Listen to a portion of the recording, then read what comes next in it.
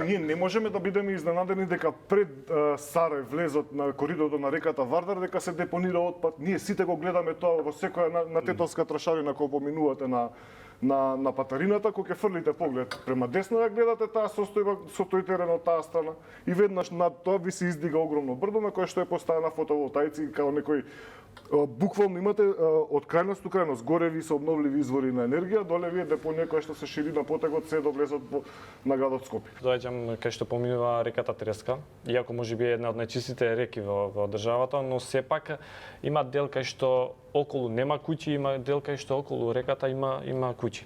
И таму јасно се гледа разликата, односно кај делот кај што нема куќи е пречисто, значи преубаво и за капење на лето, а кај делот кај што има куќи околу, све иструпано со ѓубре, граден жешут се фрла и така натаму, и затоа ќе кажам дека не само институциите се виновни за вакви случаи, и самите луѓе се виновни. Државниот завод за статистика излезе дека во нашата држава има 100.000 непријавени работници.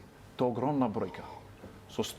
За 11.000 денари што треба да платат секој месец за здравствено и социјално осигурување, тоа јас не знам да правам математика. Точно без калкулатор, тоа се огромни пари.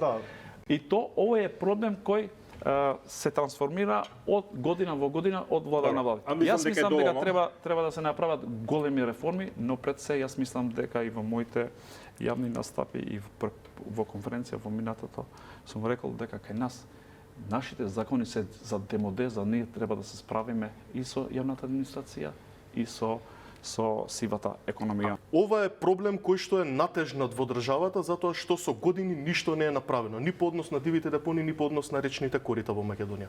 Она што 10 години не има уназадено, ни треба уште 10 години за да можеме да го санираме.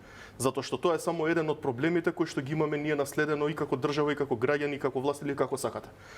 Така што сметам дека навистина ќе ни треба уште еден добар период, за жал, да можеме сите тие работи да ги исправиме, да се вратиме